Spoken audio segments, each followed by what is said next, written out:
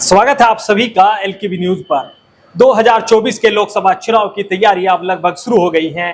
Bharatiya Janata party द्वारा Bharatiya Janata party के नेतृत्व में केंद्र सरकार चले प्रधानमंत्री नरेंद्र मोदी की उसके द्वारा एक विशेष सत्र का आयोजन किया गया है। विशेष सत्र 5 दिवसीय होगा, जिसमें कई अहम मुद्दों पर चर्चा के लिए संसद सत्र बुलाया गया है। हालांकि कुछ दिन पहले ही मानसून सत्र अभी हुआ था, लेकिन हंगामे की भेंट चढ़ा था। विपक्षी जो गठबंधन है इंडिया, उसके द्वारा लगातार लोकसभा में विरोध किया गया, जिससे सुचारू रूप से सदन नहीं चल पाया था।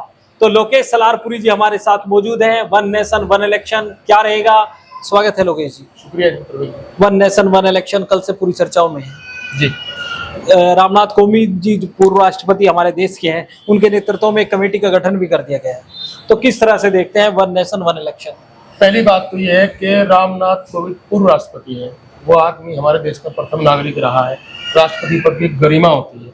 तो मुझे लगता है शायद ये गलत स्टेप है कि उनको किसी कमेटी का अध्यक्ष बनाया गया। ये नहीं होना चाहिए। इससे मैं पर्सनली भी आहत हूँ। एक राष्ट्रपति गरिमा के साथ मुझे खिलवाड़ लगता है। रही बात वन नेशन वन इलेक्शन की, अब उसमें थोड़ा सा क्या है कि आमतौर पर हम इसे ये मान के चल रहे हैं कि भाजपा ये चाहती है कि लोकसभा और राज्य जो स्टेट गवर्नमेंट्स है उनके चुनाव एक साथ हों।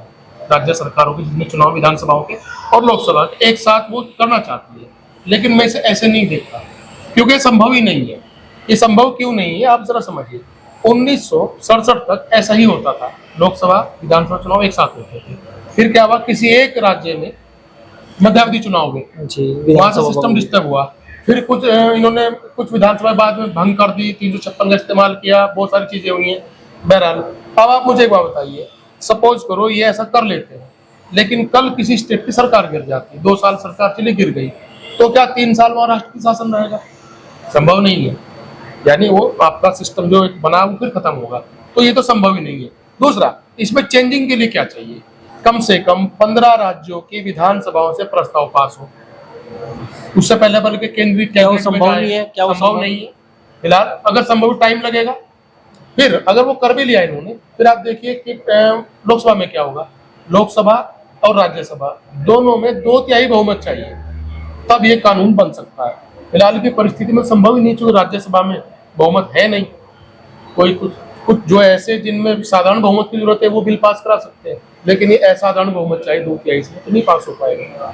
मुझे तो ये लगता है कि जो वन नेशन वन इलेक्शन का फार्मूला है, दरअसल इनकी जो सोच है, इस पार्टी की इस विचारधारी सोच है, उनकी नजरों में केवल वन नेशन वन इलेक्शन का मतलब है केवल एक लोकसभा का चुनाव बस। यानी राज्य के जो विधानसभा के चुनाव है वो खत्म कर नल एंड वाइट कर दो, केवल प्रधानमंत्री मुख्यमंत्री ना बने। पूरी पावर सेंट्रलाइज करना चाहते एक जगह। ये राज्यसभा भी नहीं चाहते एक्चुअल, तो ये है सिर्फ लोकसभा चुनाव में स्टेट गवर्नमेंट के इनके सब पावर खत्म करना चाहते हैं। इसका इन्होंने पहले उदाहरण भी दिया है, जो किसान बिल आया था वो स्टेट गवर्नमेंट का मैटर था। हमारे संघीय ढांचा फेडरल स्ट्रक्चर है, उसमें सबकी अलग अलग भूमिकाएं हैं। तो वो जो कृषि है वो राज्य के अंडर में आती है। वो कृषि बिल उन्होंने लेके आए थे, वो राज्य का मामला था। उसे कहाँ लेके आए थे? वाणिज्य में लेके आए थे, वो केंद्र का मामला है। ऐसे ये स्टेट के राज्यों के सारे अधिकार छीनना खत्म करना चाहते हैं, सारा अपने अंदर समाहित करना चाहते हैं। यानी कि वन नेशन वन इलेक्शन का मतलब ये है कि केवल लोकसभा का इलेक्शन हो, विधानसभा या विधान परिषद या राज्यसभा केवल केंद्र से पूरे देश को चलाया जाए, इनकी ये इच्छा। और ये आज से नहीं, पहले भी कई बार बात की, इनके मुंह से आई है। इनकी आइडियोलॉजी यही काम करती है कि पावर को सेंट्रलाइज करना चाहते हैं। किस तरह से संभव है? क्या ये संभव नहीं है? इस देश में संभव नहीं है। देश तो पहले देखो कितनी रियासतें थी। ये तो एक गुलदस्ता है, अलग अलग सभ्यता, अलग अलग लोग, अलग अलग रीति रिवाज। यहाँ तो थोड़ी थोड़ी दूर पर आपकी भाषा बदलती चली जाती है। ऐसे देश में इस तरह से शासन करना संभव ही नहीं है। ये अंग्रेज नहीं है जो कर पाएंगे। अंग्रेज भी उसको पावर को डिसेंट्रलाइज रखते थे। राजा महाराजों के, रजवाड़ों के, उनके जरिए शासन करते थे।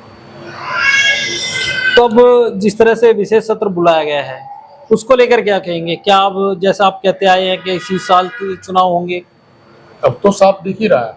ये जो विशेष सत्र बुलाया गया है, इसके 3 मुख्य कारण हैं। पहला कारण तो यह है कि इन्हें बजट जो चुनावी होगा उसके लिए बजट का आवंटन कराना है। दरअसल यहाँ चुनाव के लिए बजट का आवंटन, जो बजट आता है ना पेश करते हैं, उसमें हो जाता है। लेकिन चूंकि चुनाव ड्यू था 2024 में, इस बजट में आने का मतलब ही था उसका पैसा। अब ये चुनाव पहले चाहते हैं, यानी इसी साल चाहते हैं, तो बजट के लिए आवंटन कराना होगा। उसके लिए संसद सत्र जरूरी था, एक वजह। दूसरी वजह यह है कि जो धारा 370 का मामला सुप्रीम कोर्ट में चल रहा है, जिन जजों की पीठ है वो, उसमें एक जज ऐसे हैं, नाम मैं भूल गया उनका, वो शायद 25 दिसंबर में रिटायर होंगे। सुनवाई के बीच में हमारे जो चंद्रचूड़ है चीफ जस्टिस, उन्होंने सवाल उठाया था कि आप जम्मू कश्मीर को पूर्ण राज्य का दर्जा कब बहाल करोगे। तो दूसरा मुझे वजह ये लगती है कि शायद इस सत्र में जम्मू कश्मीर को पूर्ण राज्य का दर्जा बहाल करेंगे। तीसरी वजह यह है कि जो इनकी छटपटाहट भी थी ओबीसी को लेकर के, एक रोहिणी कमीशन है उसकी रिपोर्ट आई हुई है, तो शायद रोहिणी कमीशन की रिपोर्ट भी इसी सत्र में लागू। रोहिणी जो आयोग है वो ओबीसी के जो रिजर्वेशन का कोटा है उसको बाइफरकेशन करना चाहिए, जातियों में उपजातियों में, मतलब कोटा लगभग कोटे में कोटा जिसे बोलते हैं वो चाहते हैं। यानी जो 27% आरक्षण है उसमें जाति के हिसाब से आरक्षण, अब जाति के हिसाब से कैसे कर पाएंगे, लेकिन हाँ कोटे के अंदर कोटा है कि जब यादवों का 10% है, 5% गुजरों का इतना, जाटों का इतना, बाकी इनका झीमरों का इतना, अलग अलग जाति इस तरह से चाहते हैं। इनकी पुरानी कवायद थी, कभी राजनाथ सिंह ने भी कोशिश की थी। तो कुल मिलाकर अब 2024 का बिगुल बच चुका है। आप 2024 क्यों कह रहे हैं, 2030 का ही ना, अब तो इसी साल बोले ना, इसी साल होगा मैक्सिमम, जहाँ तक मैं समझता हूँ शायद चुनाव 8-10 जनवरी तक संपन्न हो चुका है। 24 में ही जाएगा, हाँ चला जाएगा। तो लोकेश लारपुर जी को आपने सुना। संसद का विशेष सत्र केंद्र सरकार द्वारा बुलाया गया है, संसदीय कार्य मंत्री द्वारा इसकी सूचना दी गई। इस पर इन्होंने बताया कि कुछ अहम मुद्दे हैं जिन पर चर्चा के लिए यह विशेष सत्र बुलाया गया है। इसमें इलेक्शन के लिए बजट का भी इन्होंने बताया कि इसमें इलेक्शन के लिए जो लोकसभा का इलेक्शन है उसके लिए बजट आवंटित किया जा सकता है। आगे की अपडेट के लिए बने रहिए हमारे साथ। चैनल अगर अभी तक सब्सक्राइब नहीं किया तो चैनल को सब्सक्राइब कर ले। वीडियो अगर फेसबुक पेज पर देख रहे हैं तो हमारा फेसबुक पेज फॉलो